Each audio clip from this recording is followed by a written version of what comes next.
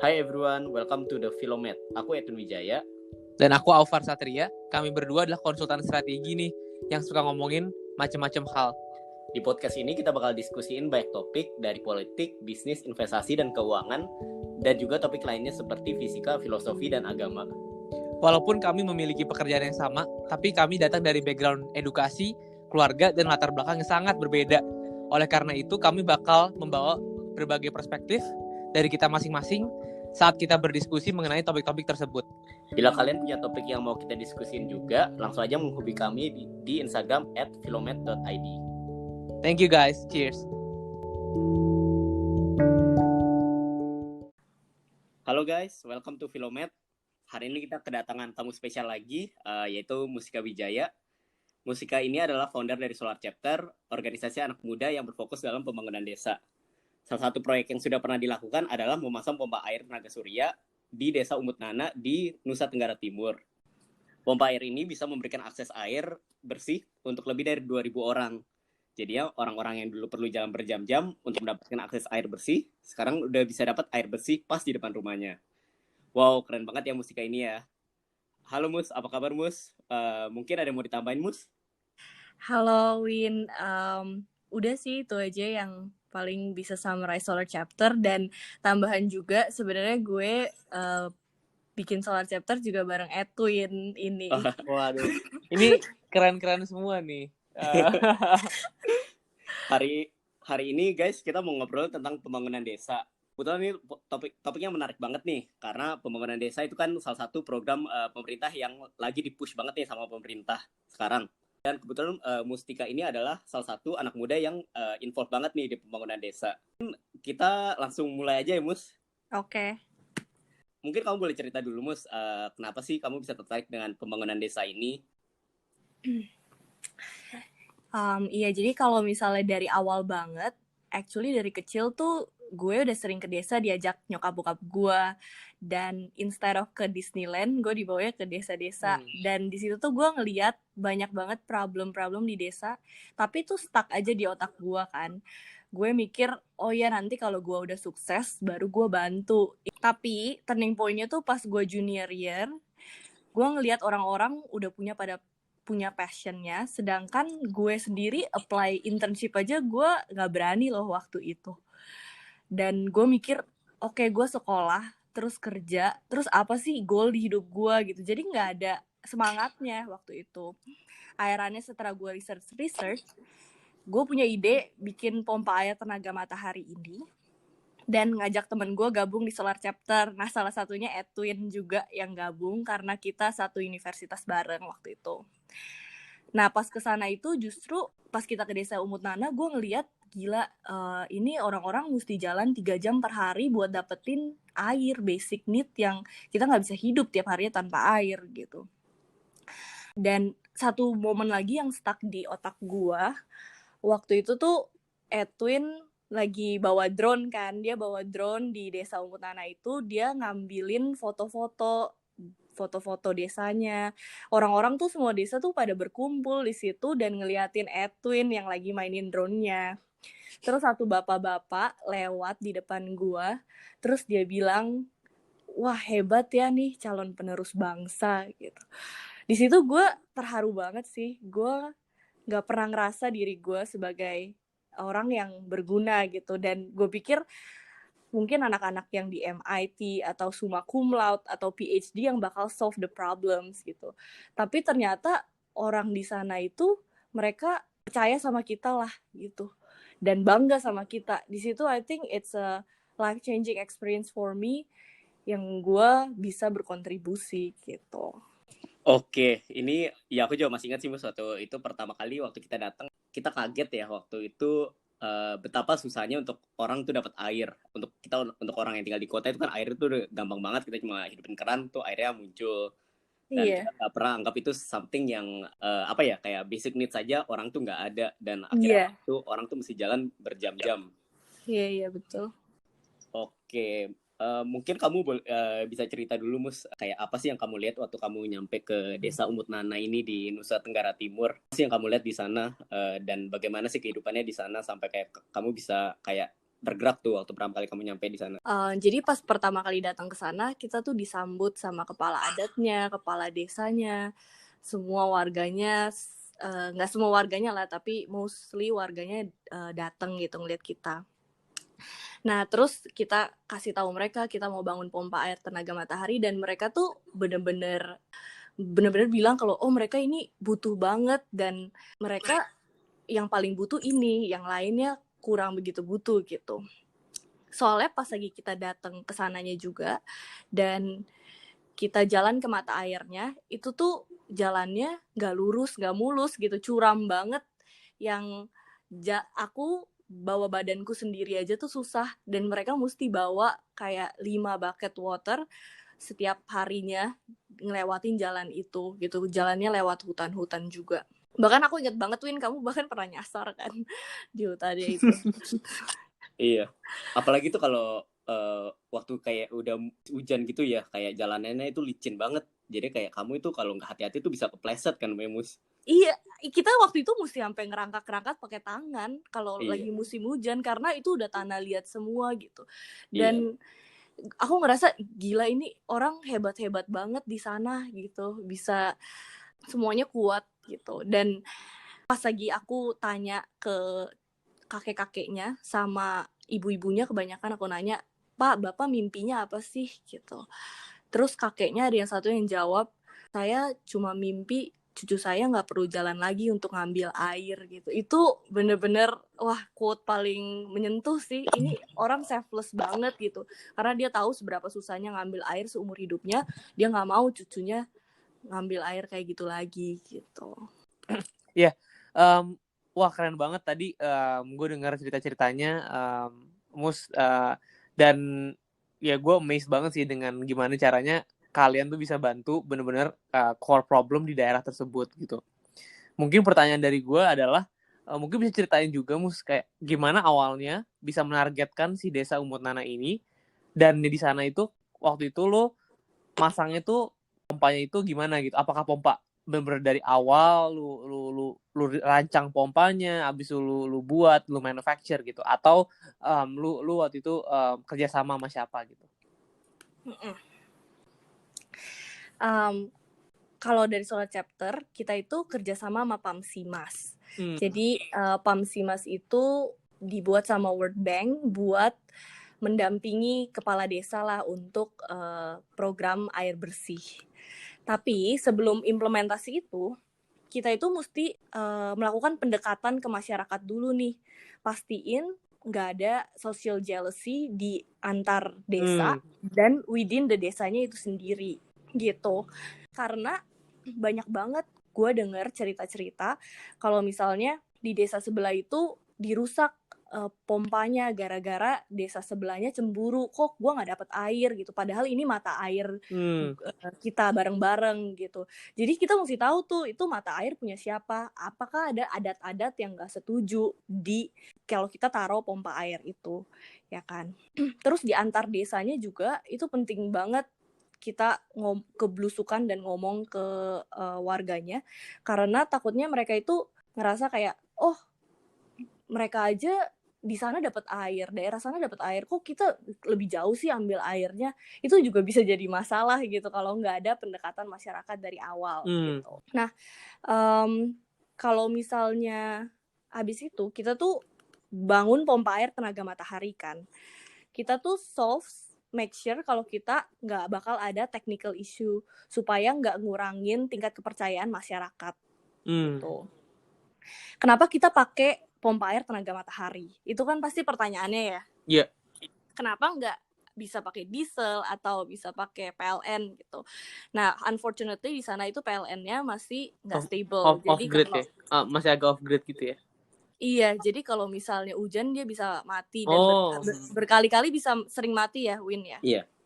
Nah, makanya kalau kita pakai diesel, ya kan, pakai diesel dulu tuh di Umut Nana udah pernah pakai diesel. Jadi kita ini bukannya yang pertama kali loh di Umut Nana untuk program air. Sebelumnya udah ada program airnya. Nah, dia itu pakai diesel, mesti bayar uang operasionalnya kan buat beli bahan bakarnya. Itu kan mahal banget kan. Iya, betul. Bahan bakarnya mahal banget. Unfortunately, mungkin ada beberapa yang nggak bayar gitu. Jadinya yang bayar jadi kesel, kok gue udah bayar tapi gue nggak dapet air gitu. Karena ada beberapa orang yang nggak bayarnya rutin, itu masalahnya sih. Dan juga pas kita belusukan, jadi gue sama Edwin tuh sering belusukan, datang-datang ke warganya, terus warganya juga nggak percaya nih sama manajemennya, katanya oh ini mah duitnya dikorupsiin gitu, jadi ngapain lah gue bayar, mending gue nggak usah bayar gitu. Padahal ya kalau dia nggak bayar itu, dia mesti beli air 200.000 per bulannya. Sedangkan kalau dia bayar, dia cuma bayar 50.000 gitu. Jadi di situ kita cukup kaget ya. Kenapa lu nggak bantu semua orang, kayak nggak kayak advokasiin gitu ke semua orang supaya bayar, tapi dia malah mikir udahlah mending gue bayar 200.000, orang lain juga pada nggak bayar yang 50.000 gitu. Itu surprise banget sih. Jadi kalau misalnya di pembangunan desa ini mungkin selain ada masalah teknikal tuh, ada juga yang masalah sosial ya, yang mungkin kita kalau dari kota itu waktu pertama kali datang tuh bisa kaget ya.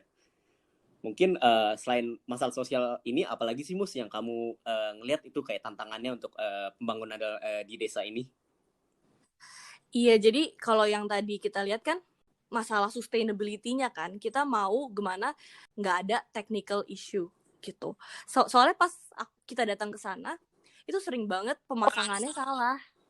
Jadi pompanya itu cuma bertahan 1 tahun, abis itu udah nggak jalan lagi. Jadi warga, wah apa nih dibohongin kita gitu. Atau desainnya salah.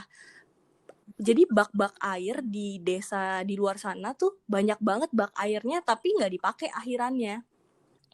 Ada yang karena pipanya kekecilan, jadi bak airnya nggak dipakai gitu. Atau ada lagi bahkan bak airnya itu lebih tinggi dari mata airnya, jadi nggak bisa ngalir pakai sistem gravitasi gitu. Itu surprise banget. Tapi pas kita mau pakai bak airnya itu, kita mesti minta izin ke Pemda dulu, ke siapa nih yang punya bak airnya, baru kita bisa dapet pakai bak airnya itu sendiri gitu. Nah, jadi ada technical issue, social issue, dan juga kita mesti make sure kalau barangnya kan nggak bakal hilang kan, pompanya nggak bakal dicuri, atau panel kita juga nggak bakal dicuri. Itu sih. Itu buat sustainability-nya. Itu menarik banget Musi yang tadi kamu ngomong tentang kayak menjaga supaya kayak panelnya itu nggak dicuri atau nggak di apa-apain orang lah. Soalnya tadi kan kamu sempat cerita juga tuh pompa ini pernah dirusak nih sama kayak misalnya ada desa sebelah yang kayak jealous gitu. Kalau dari pengalaman kamu apa sih kayak cara yang supaya hal ini nggak terjadi gitu, kayak kecemburuan sosial tuh nggak jadi kalau misalnya kita dalam pembangunan desa. Jadi kan kalau kita membantu desa kan mungkin kita bisa mesti salah satu kan ya. Jadi gimana sih kita mastiin untuk desa yang kita bantu itu bukan menjadi target gitu untuk kayak desa-desa lainnya di sekitarnya.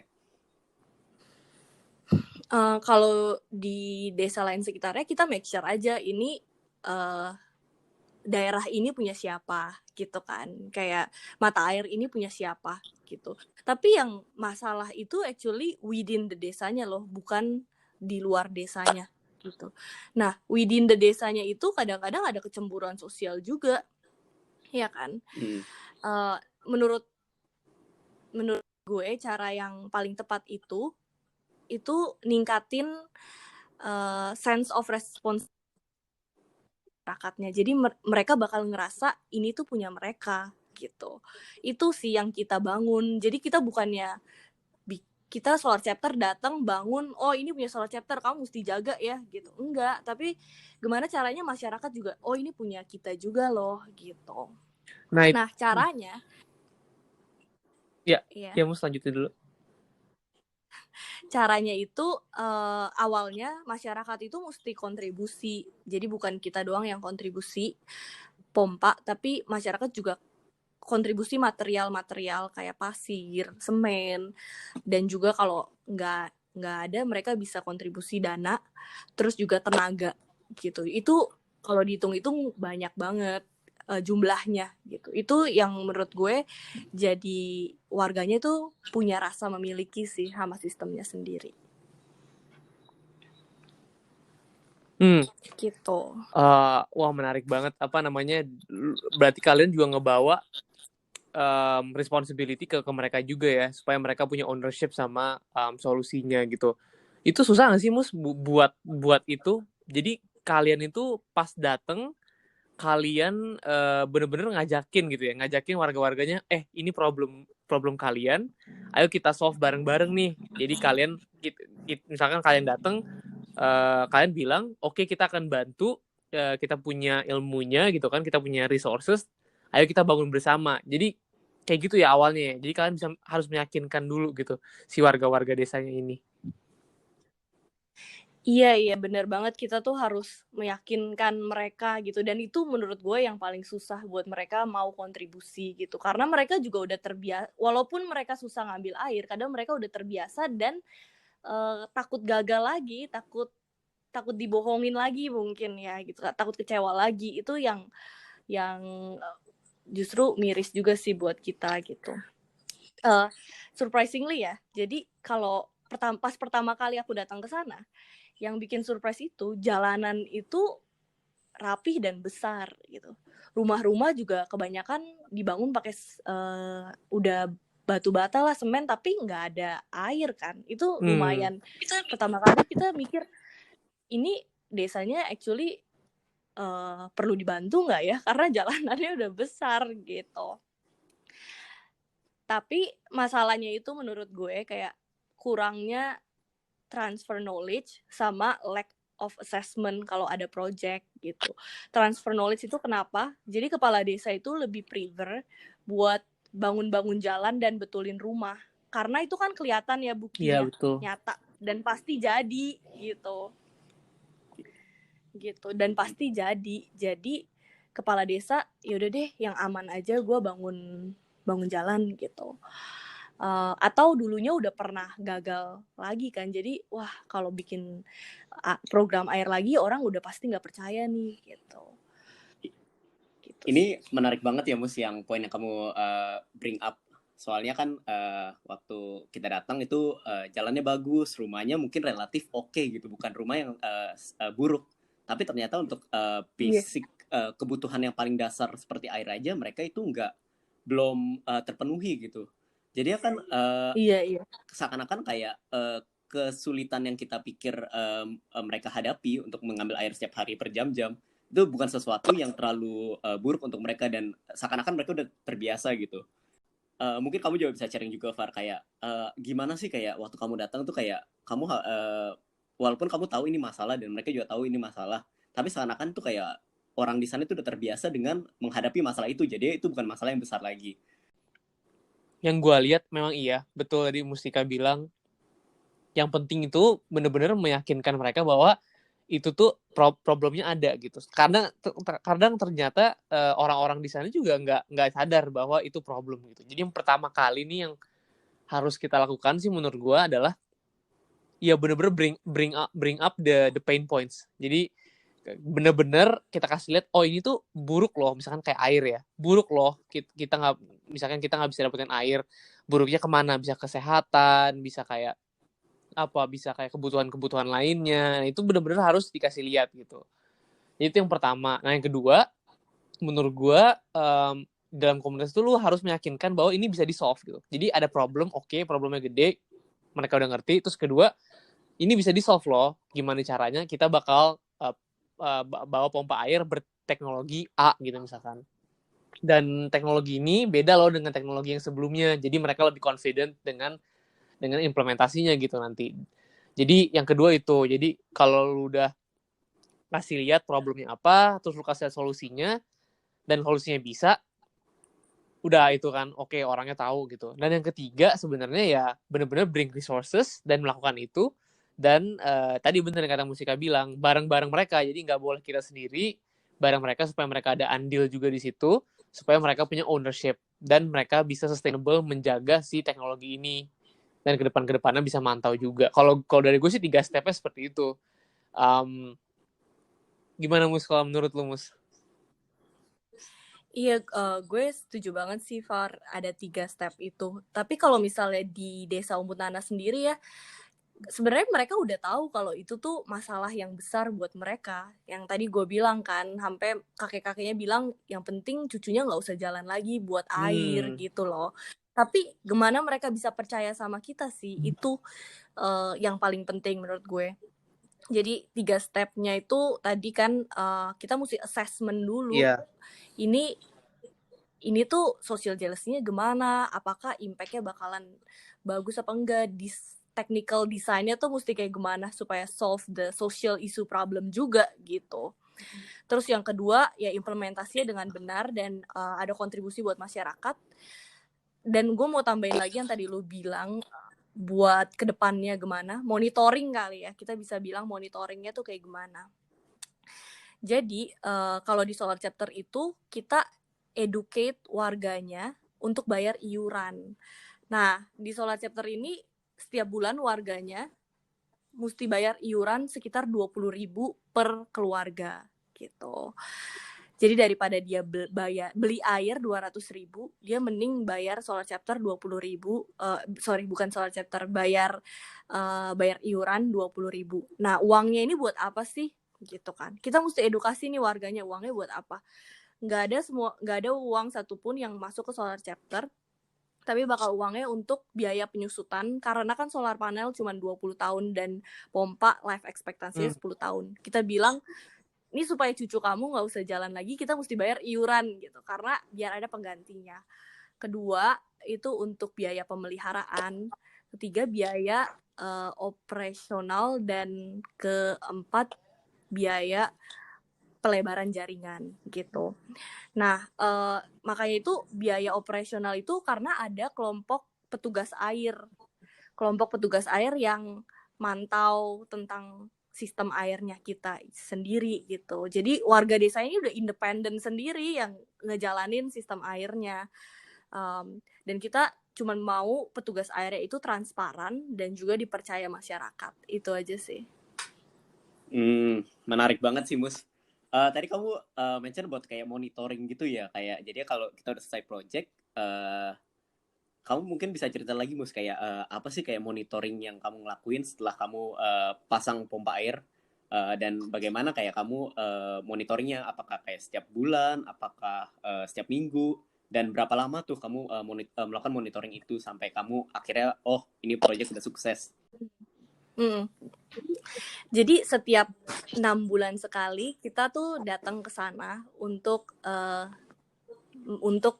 monitor desanya sendiri gitu. Tapi bahkan nggak 6 bulan sih, bahkan kita juga WA-WA-an tiap bulan, mungkin nanya, Pak gimana Pak, apa kabar gitu. Karena jujur aja mereka itu bukan project lagi, udah kayak keluarga sendiri lah gitu sih kalau menurut aku. Jadi sekalian tanya kabar juga. Terus kalau monitoring pas kita kesana tuh kita pasti belusukan, bukan ngomong ke kepala desanya doang, tapi kita mesti tanya warga-warga sampai mungkin yang di ujung banget, yang lebih susah dapat airnya. Ini kalian setuju nggak sama program airnya? Apakah ada kekurangan, ada keluhan, sarannya gimana gitu. Tapi selama ini semenjak kita kesana itu selalu kayak warganya bilang, terima kasih banyak ya, ini udah gak ada keluhan deh, ini udah bagus banget buat kami udah bersyukur gitu. Jadi itu sih belusukan-belusukan itu. Dan sekarang programnya udah jalan 2 tahunan ya kan, dan belum ada kerusakan teknikal apapun, juga keluhannya juga belum ada sih sampai sekarang gitu. Tapi ini ada yang menarik banget lagi ya, pas kita kesana itu kan tadinya warga mesti jalan 3 jam per hari, ya kan. Setelah ada air, mereka tuh punya 3 jam lebih lah, karena airnya udah tinggal di depan rumah, gitu. Nah, dengar cerita dari masyarakat di NTT itu, kebanyakan ada desa-desa yang udah punya air bersih, ya kan. Setelah dia punya air bersih, malah timbul another problem, yaitu masyarakatnya di sana jadi mabuk-mabukan dan judi-judian. Karena yang tadi dia ngambil air, sekarang dia bingung nih mau ngapain kan, 3 jam per hari. Nah, di situ waktu pas kita dengar cerita itu, kita tuh, itu awal banget kan, pas implementasi kita dengar cerita itu gitu. pokoknya sering denger lah gosip-gosip dari desa sebelah, dari masalah di pulau sebelah gitu. Kita jadi mikir, iya ya, setelah kita taruh program air ini, are we making an impact? Gitu kan pertanyaannya. Ya, ini yang mau bukan, apakah ini di desa yang sama, Mus, yang waktu kamu yang desa Umbut Nana ini? Enggak, bukan di Oke. desa Umunana, di desa di desa yang lain yang udah dapat program airnya. Mereka mabuk-mabukan terus malah tingkat judinya tinggi gitu. Oke. Dan juga ada yang di desa sebelah lagi masalahnya itu rebutan air karena keran umumnya cuma sedikit satu kan, jadi mereka berebutan gitu. Jadi airnya cuma jalan jam 8 sampai jam 10 doang, habis itu udah kayak nggak jalan lagi gitu. Oke, mungkin tadi kamu sempat nanya juga tuh kayak are we making an impact, itu kan kayak pertanyaan fundamental tuh. Setelah misalnya kita sudah melakukan proyek, kita pasti bertanya kayak apa sih sebenarnya net benefit, net impact yang kita udah ngelakuin di sana. Mungkin kamu boleh sharing juga, Mus, kayak apa sih net impact-nya yang dari program Solar Chapter ini sudah dirasakan dengan dari orang-orang yang tinggal di desa Umbut Nana. Iya, ini mungkin gue juga mau denger ya dari Alvar gimana. Tapi kalau buat dari Solar Chapter sendiri, ya setelah kita implementasi air tuh kita baru tahu, oh iya ya kita mesti ada impact-nya apa nih buat warganya kan. Jadi aku inget banget, Win, kamu kan yang punya project untuk bikin cost benefit analysis gitu kan. Kamu nanyain di desanya, di orang-orangnya pekerjaannya apa, dan kira-kira dari 3 jam ini dia bisa nambah income kayak atau nambah knowledge apa gitu. Ya kan? Dan setelah kita sadarin ternyata yang paling susah untuk didapat impact-nya itu student, murid-murid, ya kan.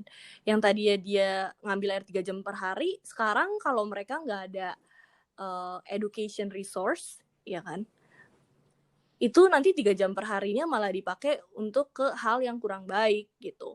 Makanya kita itu ada education program juga selain air bersih. Terus kalau buat ibu-ibunya yang sebenarnya yang paling terdampak ya dari air karena mereka yang ngurus rumah tangga, itu kita buat kelompok tenun. Mereka punya kelompok tenun sendiri, kita monitor kelompok tenunnya, dan juga kita kasih mereka akses market gitu. Karena tadinya tuh mereka itu buat tenun tapi mereka nggak tahu mau jualnya kemana gitu. Jadi itu ada 2 program lagi kita, namanya Education dan Community Development Project itu. Dan dari situ kan kita bisa lihat dong impact-nya buat anak-anak apa, buat yang petani itu apa, ya kan. Dan juga ibu-ibunya ternyata sekarang bisa dapat income jauh lebih banyak dari jualin tenunnya mereka gitu. Jadi menurut aku kayak bangun desa itu mesti secara keseluruhan, sehingga bisa cuman oke taruh program air terus tinggal gitu. Ternyata habis program air pun kamu mungkin bisa lead to another problems gitu. Wah, keren banget sih. Gue denger Solar Chapter nih kayaknya benar-benar well plan banget.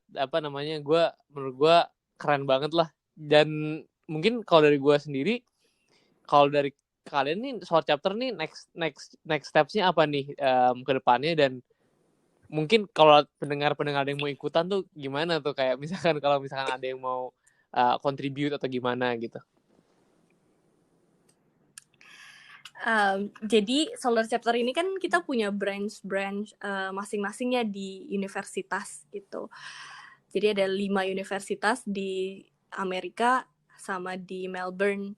Nah, kalian itu sebenarnya bisa nih buat tim sendiri atau project sendiri. Nanti kita bakal konekin ke project yang menurut kita udah assess dulu project-projectnya gitu. Kalau misalnya next step-nya Solar Chapter, kita bakalan mungkin lebih scale up lagi ya, karena di satu desa ini kan kita udah bisa dibilang sukses lah untuk di desa Umbut Nana ini. Gimana sih kita bisa pindah ke desa sebelah atau bahkan ke pulau sebelah kayak ke Sumba. Ternyata di Sumba itu lebih challenging lagi, masalah sosialnya lebih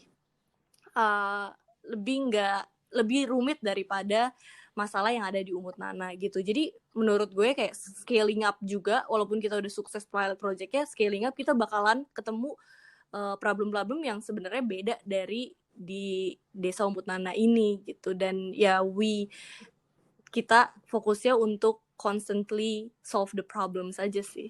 Wah, keren.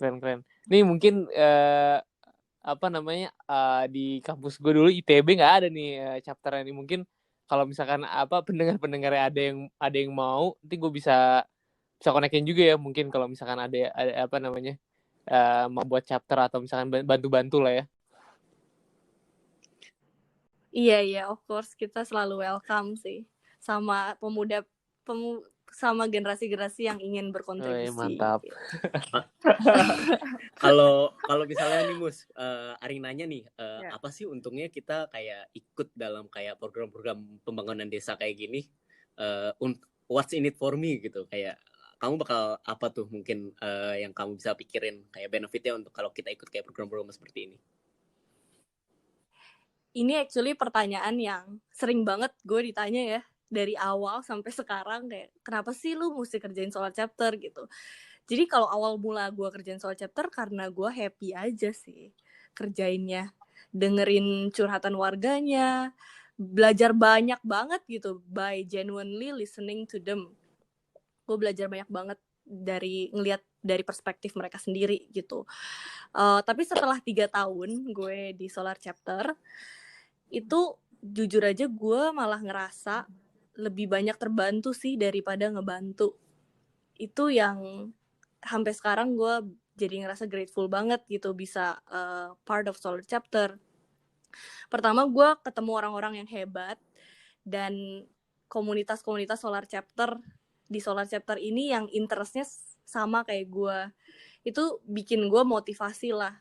Jadi ternyata di luar sana banyak loh yang visinya sama kayak gue dan kita bisa kerja bareng gitu.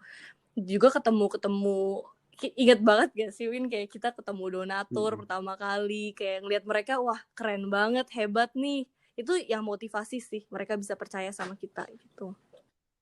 Terus mungkin yang kedua lebih melek ya dari masalah-masalah yang ada, yang tadinya gue pikir gue nggak bisa solve, ternyata kita bisa solve. Dan gue sendiri tuh jadi punya goal di hidup gue, dan mungkin bisa dibilang purpose ya gitu. Wah, ini mantep banget nih untuk listener mungkin yang ada kepikiran mau pembangunan desa. Ternyata itu benefitnya itu bukan cuma untuk desanya yang kalian bantu, tapi ternyata itu bakal bring kayak benefit juga bagi kita sendiri, khususnya untuk personal development kita. Ini menarik banget sih. Coba gue mau nanya dong, kalian berdua kan juga sangat tertarik untuk pembangunan desa ya. Menurut kalian benefitnya apa? Menurut gue sih bener banget yang lu bilang, Mus. Kayak mungkin awalnya kayak ngapain nih bantu-bantu gitu kan, kayak misalkan ya orang gue aja masih kurang gitu kan, gue aja masih butuh, bener kayak banget. ngapain gue ngasih orang. Tapi sebenarnya ya nggak, sebenarnya dalam realita tuh nggak kayak gitu. Maksudnya dengan kita memberi itu kita juga menerima kan, dengan pengalaman yang ada, dan juga benar-benar ke lapangan tadi yang lu bilang. Itu pengalaman yang nggak ada duanya lah, karena kita juga beruntung banget kan, kita lahir di Indonesia gitu, yang mana banyak opportunity atau tempat-tempat yang bisa kita bantu gitu. Jadi memang selain itu obligasi kita gitu, kita mungkin kita beruntung sebagai manusia gitu, punya resources, ya kita harus membantu gitu. Dan dengan kita membantu juga kita dapat banyak hal. Menurut gue ya kayak gitu sih, maksudnya mindsetnya harus kayak gitu dulu gitu. Dan misalkan ya, ini gue kasih konkretnya aja ya, misalkan kalau ada orang yang ragu gitu ya untuk berkontribusi gitu ya, nggak usah jauh-jauh gitu. Misalkan orang yang cari kerja gitu, misalkan gue ngelihat ada Mustika gitu, wah co-founder dari Solar Chapter, pengalamannya udah bantu desa ini, desa itu gitu. Versus kayak misalkan orang lain yang pengalamannya misalkan belum punya pengalaman bantu atau apa, gue pasti punya confidence in Mustika karena dia udah pernah mau manage ini, udah pernah bantu orang, dan dilihat dari aktivitasnya itu plus point gitu. Jadi maksudnya nggak usah jauh-jauh mikir dapat ini dapat itu, tapi reality gitu, pragmatis aja gitu ya, in job searching juga membantu gitu kan, salah satunya. Iya benar banget. Iya, mungkin aku mau sharing juga nih. Kayak kan aku udah info di Solar Chapter itu kan kayak sekitar 2 tahun kan. Dan mungkin aku udah pernah pergi ke beberapa job interview lah. Keren banget. Jadi setiap kali waktu aku pasti kan orang tanya kan kayak pengalaman kamu waktu kayak job interview. Dan surprisingly cerita yang aku paling bisa cerita itu cerita di Solar Chapter. Karena selain di Solar Chapter tuh topik yang kita mungkin passionate banget, itu juga di sana itu kita bisa belajar banyak gitu. Misalnya kita belajar gimana kita bekerja dengan orang-orang yang berbeda dari kita, gimana kita mungkin ketemu kayak donatur, gimana kita kayak manage keuangan gitu-gitu. Mungkin hal-hal kayak gitu tuh khususnya mungkin untuk anak muda yang barusan mungkin mau mencari kerja, itulah hal yang mereka juga bisa develop gitu dengan involve di program-program seperti pembangunan desa ini. Gue juga mau tambahin lagi sih, waktu dulu ya sebelum Solar Chapter tuh gue ngerasa diri gue males banget gitu. Kok gue orang lain bisa ambisius belajar gitu kan, misalnya belajar belajar finance, apa segala macam, coding gitu. Coursera-nya banyak banget kan, gue kayak kok gue males banget orangnya gitu. Ternyata ya kalau kita mungkin gue mesti dipancing dulu gitu untuk supaya belajar. Semenjak di Solar Chapter gue jadi belajar tentang finance, public relation, sampai marketing, everything gue belajarin karena gue suka itu ngerjainnya gitu. Jadi mungkin buat kalian yang ngerasa dirinya ngerasa dirinya down, kecil gitu, ya mesti mulai sesuatu dulu gitu. Mungkin kalian baru jadi ambisius menurut gue sih gitu. Passion ya, jadi memang harus cari yang benar-benar apa yang membuat kita ambisius gitu ya. Iya. Dan pada kasus ini buat Lumus ini pembangunan infrastruktur atau desa gitu ya. Iya. Keren. Actually tadi Edwin bilang job interview. Jadi sekarang kan gue masih kerja di company US ya, part time di Indo. Itu tuh gue yakin banget gue dapet kerja karena kerjain Solar Chapter. Itu sih 100% itu. Dan ini klise banget. Jadi manajer gue pas interview nanya, what is your biggest achievement in life gitu kan. Terus gue bilang, my biggest achievement in life is when I find my purpose gitu. Di situ sih terus kita langsung kayak sharing each other gitu. Dia sharing purpose dia, gue sharing purpose gue gitu. Di situ gue dapet kerja sih. Dan gue nggak ngerasa gue ngebohongin diri gue tiap hari pas lagi interview, karena this is actually yang gue suka banget kerjain gitu. Bener. Keren. Salut sih gue sama Solar Chapter nih.